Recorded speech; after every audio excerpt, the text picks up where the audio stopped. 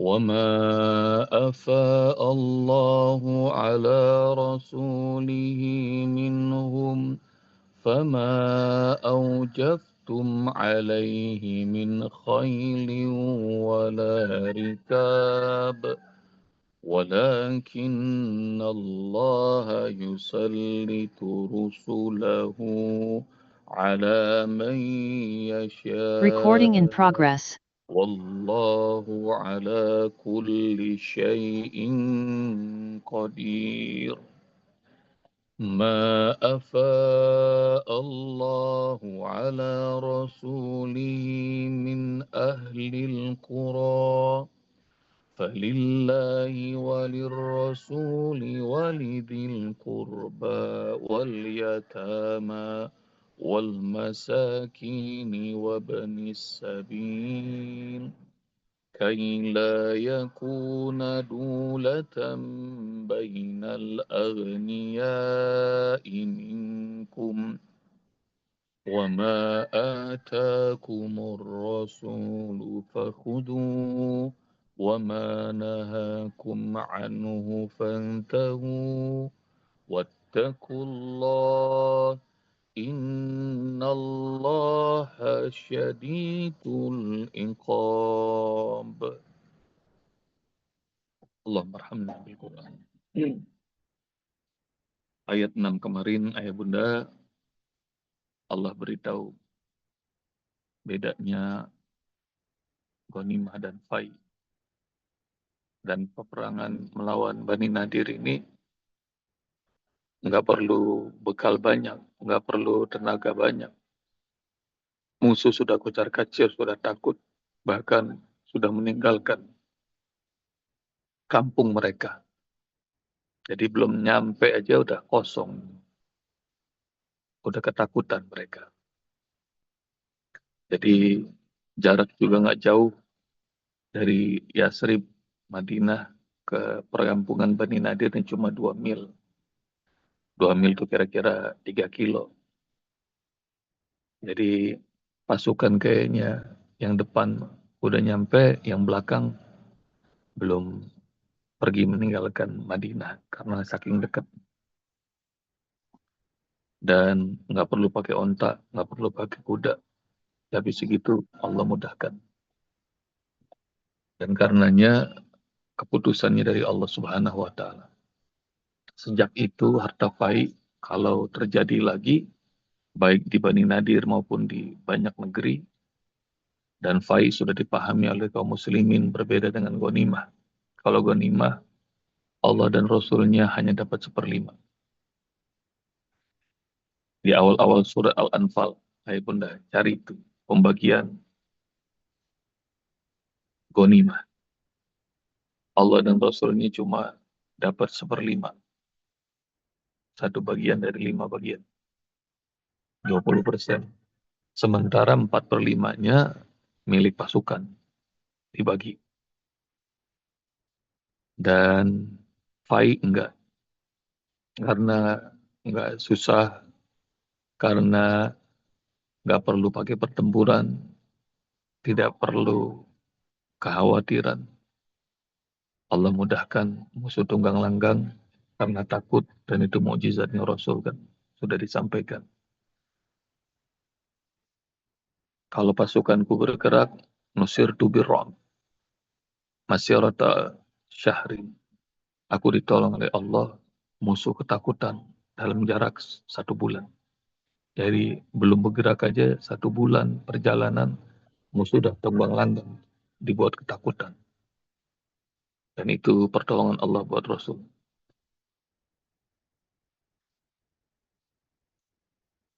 Karenanya di ayat 7 ini Allah beritahukan bahwa harta fai itu dibagi 5. Dan ini yang menetapkan Allah sendiri. Kemarin kita sudah bahas bahwa duit itu nggak ada saudaranya, dan karenanya Allah tulis dengan jelas. Seperti zakat, seperti utang piutang, seperti faraid atau waris. Nah, harta fai juga ditulis dengan jelas sama Allah. Hingga pembagiannya semua orang bakal tahu dan tidak perlu punya rasa dengki. Satu milik Allah dan Rasulnya sebagian, yang kedua adalah buat kerabat, dan yang ketiga adalah buat anak yatim, miskin, ibnu sabil. Dan 5 bagian ini, bagi yang belum mengerti, buat Allah dan Rasulnya memangnya Allah perlu? Enggak. Jadi buat Allah dan Rasulnya adalah untuk agama Allah dan untuk menolong dakwah Rasul. Dan ini yang membuat Rasulullah SAW fokus dalam dakwah. Ayah bunda. Allah halalkan ghanimah, Allah halalkan fai, hingga Rasulullah SAW dalam dakwah itu tidak perlu minta-minta. Dalam dakwah itu tidak perlu ngemis. Jadi full dalam berdakwah. 1/5 harta kaum muslimin dari fai dan ghanimah milik Allah dan Rasul. Dan Umar bin Khattab meriwayatkan bahwa aku hadir dalam perang Bani Nadir. Dan Allah turunkan ayat ini. Ayat ke-7 ini. Dan hingga Rasulullah SAW mendapatkan harta yang banyak. Dan aku bersaksi bahwa Rasulullah habiskan itu untuk kepentingan maslahat kaum muslim. Jadi dibagi bukan untuk memperkaya diri. Dan Rasulullah SAW pernah satu subuh, biasanya Rasul kalau subuh itu panjang zikirnya. Sampai duha. Tidak hanya sampai syuruk. Tapi satu subuh Rasulullah SAW tiba-tiba seperti terburu-buru. Seperti orang mau buang hajat. Sampai Rasulullah melewati pundak-pundak orang. Jalannya lewatin pundak orang. Saking terburu-burunya. Kami semua bingung apa yang terjadi. Dan nggak lama kemudian Rasulullah SAW balik lagi ke masjid, duduk lagi. Para sahabat bertanya, ada apa ya Rasul? Kau tadi seperti terlihat terburu-buru. Aku teringat tibrin minad dhahab. Ada segelintir emas. Nggak tahu sebesar apa. Yang masih tersisa di rumah. Dan aku takut nanti dihisap. Dan aku sedekahkan. Dan aku kembali lagi. Jadi Rasulullah segitunya. Dan kalau punya harta sebanyak emas sebanyak gunung, sebesar gunung, maka tidak akan tersisa kecuali 3 hari aku sedekahkan, kata Rasul. Jadi ini yang disebut izah. Allah berikan kemuliaan buat Rasulullah. Dakwah, menyampaikan ilmu, mengajarkan adab, menyampaikan risalah, dan karenanya kebutuhan dia dan keluarga Allah cukupkan. Nah sekarang itu malah bagi kaum muslimin sekarang banyak kalau ustadz, ustazah punya duit dikit malah disuuzonin. Dagang disalah-salahin. Ustadz dagang, ustadz bisnis. Nah, sementara nggak dipikirin itunya, hidupnya, keluarganya, dakwahnya, dan itu juga pernah terjadi bagi Khalifah Abu Bakar As-Siddiq. Begitu Rasulullah wafat dan Khalifah Umar Abu Bakar ditunjuk, dan itu hari-hari Abu Bakar menjabat menjadi Khalifatul Rasulullah, pengganti Rasul. Umar nyari di mana-mana Abu Bakar, tapi nggak ketemu. Dicari di masjid nggak ketemu, dicari di rumahnya nggak ketemu. Hingga akhirnya kemudian dicari-cari, nanya ke banyak-banyak orang. Rupanya Abu Bakar sedang jualan di pasar. Abu Bakar nih, ya bunda, orang kaya raya dulunya. Dan kalian tahu, kita pernah bahas bagaimana Abu Bakar ngebebasin Bilal bin Rabah. Kita pernah ngitung kan, berapa biayanya. Dan nggak pakai mikir Abu Bakar tuh ngebebasin Bilal bin Rabah. Dan dia berkata kepada Umayyah, pemiliknya Bilal saat itu, kalau kau minta 10 kali lipatnya aku bayar. Jadi orang kaya raya. Kembali Umar dapati rupanya Abu Bakar ada di pasar. Dia dagang. Lalu kemudian Umar yang terkenal orangnya tegas. Kalau ngomong nggak pakai tedeng aling-aling. Dia bicara kepada Abu Bakar, kamu ini sekarang khalifah. Udah nggak boleh lagi mikirin diri sama keluarga aja. Sama. Jadi kalau sekarang presiden tuh nggak boleh lagi mikirin keluarganya dan partainya. Sekarang presiden punya masyarakat, punya seluruh rakyat. Nah gitu lah kira-kira. Nah itu diucapkan oleh Umar. Kamu ini sekarang pikirannya harus buat muslimin semuanya. Lalu kemudian Abu Bakar minta maaf. Abu Bakar ngomong gini, iya, aku sadar tugasku itu. Tapi kalau aku selalu mikirkan umat, mikirkan kaum muslimin, lalu siapa yang mikirkan diriku dan keluargaku? Maka terkaget-kaget itu Umar bin Khattab, iya kita belum bikin aturan. Hingga akhirnya kemudian lalu ditetapkanlah, diusulkan oleh Umar untuk mengambil dari Baitul Mal bagian dari untuk khalifah gaji. Maka ayah bunda, kalau ada orang yang ngomong di zaman Rasul nggak ada zakat profesi, betul karena nggak ada orang yang punya gaji. Jadi di zaman Rasul nggak pernah ada zakat profesi, betul itu karena nggak ada gaji.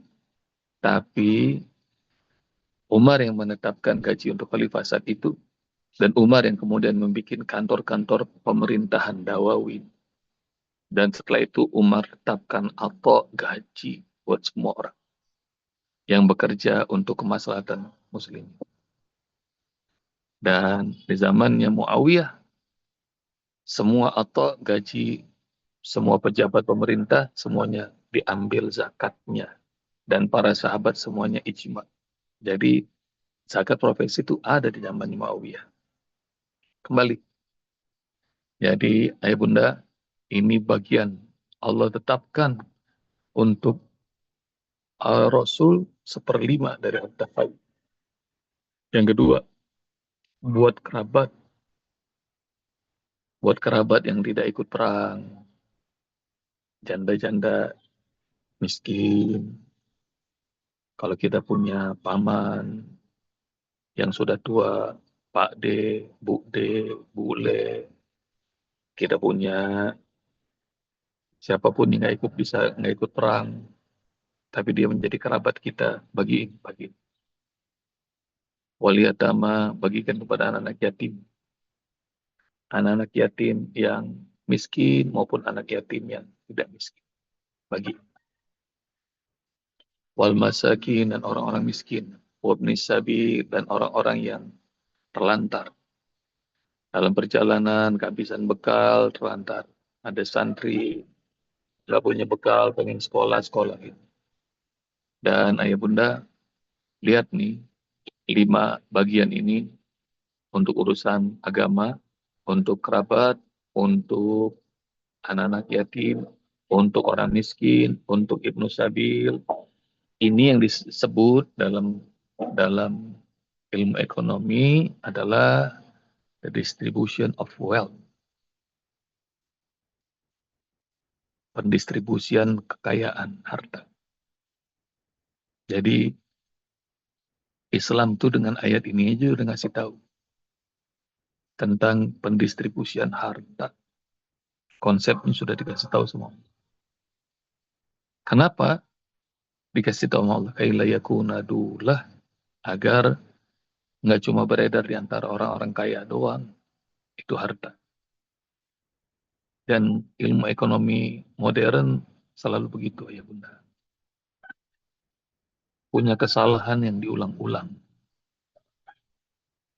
Punya kesalahan yang diulang-ulang. Uang berputar hanya di antara orang-orang kaya. Kalau ada kesempatan ekonomi, maka yang ambil cuan orang kaya lagi, orang kaya lagi. Orang miskin nggak keangkat. Dan kalau orang miskin itu dia diangkat derajatnya karena sudah dapatkan pemasukan, maka itu nggak bakal jadi gap. Jadi kalau negara itu kemakmurannya merata, dia akan sejahtera, dia akan makmur, dia akan damai, akan aman. Tapi kalau gapnya jauh, pasti bakal berantakan.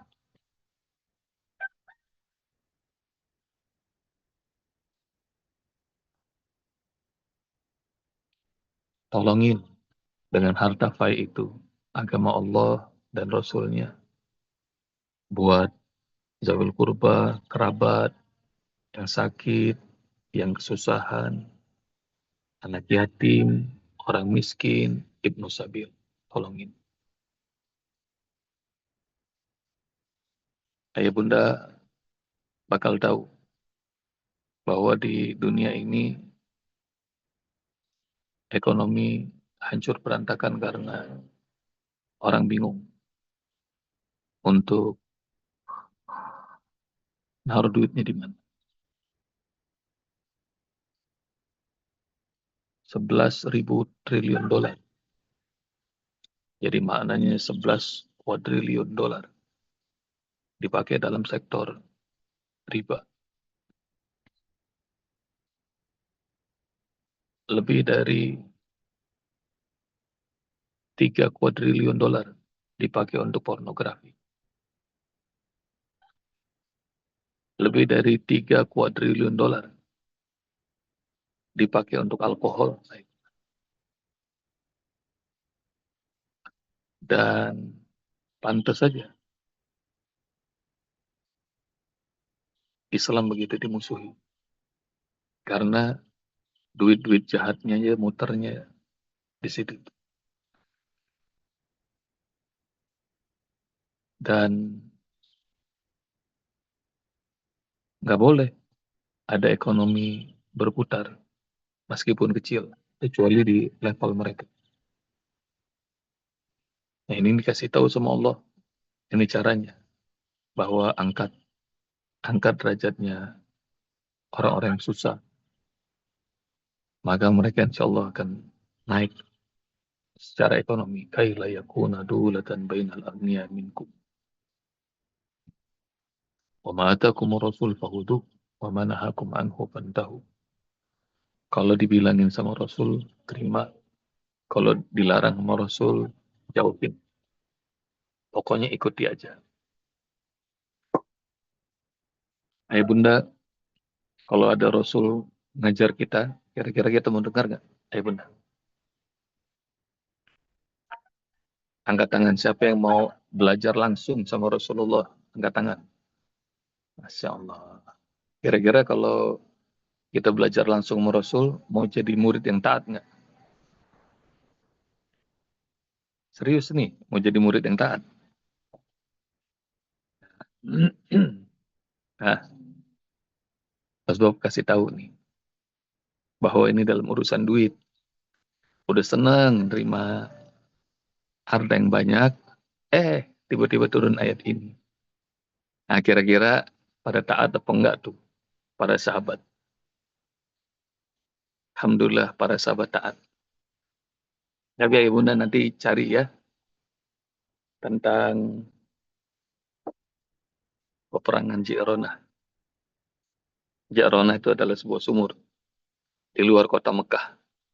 Saat Rasulullah SAW menaklukkan Mekah, dan kemudian ada segelintir orang-orang yang tidak mau taat, hingga akhirnya tetap melawan sama Rasul, dan kemudian mereka dikejar. Dikejar sampai ke Ji'ronah. Dan harta yang mereka bawa berceceran tuh ya bunda. Di jalanan hingga dikumpulin sama kaum muslimin. Dan Rasulullah SAW berharap, Rasul nunggu di Jaronah bersama para sahabat berharap ini pasukan orang-orang kafir Mekah kembali lagi dan masuk Islam. Bakal diampuni sama Rasul. Tapi beberapa hari di sana, enggak.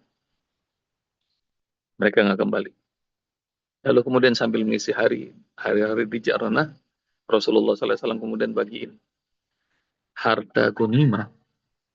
Jadi Rasulullah bagian harta gonimah dalam jumlah yang banyak kepada para pemuka-pemuka Mekah yang baru saja masuk Islam. Seperti Abu Sufyan, seperti para pembesar lain yang hampir semuanya itu adalah pamannya Rasul. Tahu apa yang terjadi? Ya Bunda, mungkin saya sudah sampaikan ini. Itu harta dalam jumlah yang banyak itu dikasih kepada Abu Sufyan dan para pembesar yang baru masuk Islam itu. Dan hampir-hampir aja nggak tersisa buat orang-orang Ansor dari Madinah. Ini Uswah kasih tahu kepada ayah Bunda. Kalau kita belajar sama Rasul, kira-kira nurut apa enggak? Karena para sahabat aja bikin kecewa Rasul. Hingga akhirnya mereka gibahin Rasul. Bayangin, para sahabat gibahin Rasul. Nanti kalian cari ya hadisnya. Lalu kemudian beredar. Lihat aja tuh, Muhammad, nyebutnya Muhammad, bukan Nabi lagi. Rupanya dia sudah lupakan kita, perjuangan kita, kampung kita, darah kita, harta kita, yang semuanya sudah kita berikan untuknya. Tiba-tiba begitu dia dapatkan harta yang banyak itu dibagikan buat saudara-saudaranya yang baru masuk Islam. Dan isyaat, gosip itu beredar di antara kaum muslimin. Lalu kemudian Rasulullah SAW datangi orang-orang Ansor yang mereka pada duduk, mereka nggak mau natap Rasul. Kayak kecewa. Saya, ayah bunda, kalau Rasul datang tengah-tengah kita, saya yakin kita semuanya bakal lompat tuh, berdiri dan lari meluk Rasul. Betul? Orang-orang Ansor tuh enggak, bahkan duduk di tanah nggak mau natap Rasul. Lalu kemudian Rasul membuka dengan kalimat rahimallahu akhi Musa. Semoga Allah rahmati saudaraku Musa. Dia diuji lebih hebat dari ini dan dia sabar. Lalu kemudian Rasulullah SAW pidato, khutbah, orasi di depan orang Ansor. Wahai orang Ansor, apakah kalian tidak ridho? Orang-orang Mekah akan kembali ke negeri mereka, ke Mekah, membawa kambing, onta, dan semua urusan dunia. Sementara kalian akan pulang ke Madinah membawa aku. Wahai orang-orang Ansor, kalau orang-orang seluruh dunia berjalan di antara jalan celah-celah bukit, dan kalian akan melalui sebuah jalan, pasti aku akan bersama kalian melalui jalan itu. Dan saat itu orang-orang Ansor langsung pada nangis. Mereka baru sadar bahwa nggak mungkin Rasulullah bisa dibandingkan dengan kambing, dengan onta, dengan harta gonim. Nggak mungkin. Maka harta dunia ini buat mereka aja yang masih mengharapkannya. Sementara orang Ansor nanti ayah bunda bakal ketemu di ayat 9. Mereka adalah ahlul iman dalam surah Al-Hasr. Walladhi natabawwa'ud dara wal iman. Disebut sama Allah, orang-orang Ansor adalah pemilik kampung Rasulullah dan mereka pemilik iman.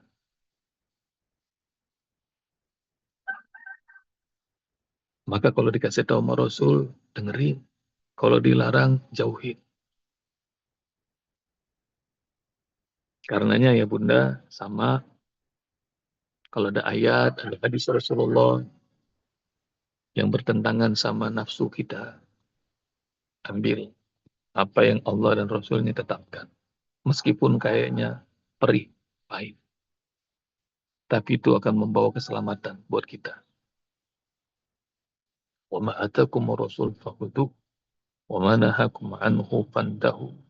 Kalau dilarang, tinggalin. Wattaqullah. Takwalah kalian pada Allah. Innallaha syadidul iqab. Allah itu maha dahsyat hukumannya. Jangan.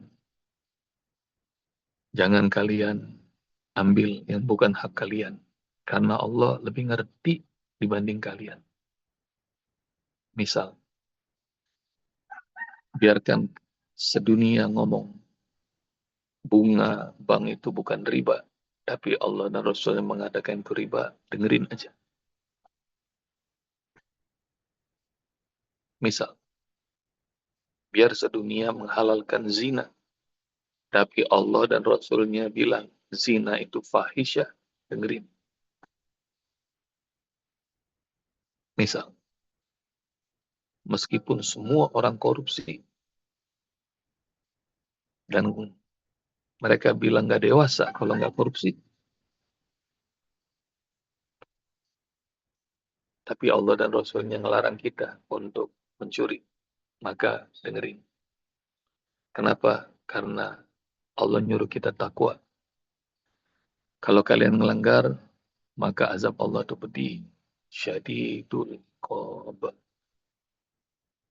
Syadidul iqab. Ada seorang koruptor, Usbop jenguk di lapas Palembang. Waktu Usbop jenguk nangis. Terus beliau bilang, nanti Ustadz kalau udah saya keluar penjara, saya mau ikut Usbop dakwah aja dah.